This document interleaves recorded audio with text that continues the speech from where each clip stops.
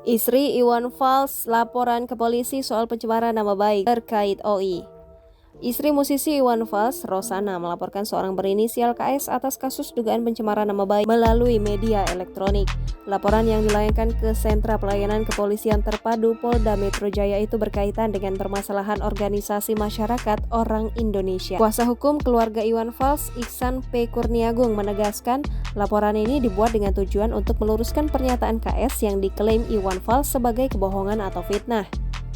Kuasa hukum keluarga Iwan Fals yang lain, Aldi Firmansyah, mengatakan kliennya telah membuka pintu musyawarah terhadap terlapor sebelumnya. Kendati demikian, kata Aldi, terlapor tidak mengindahkan musyawarah tersebut.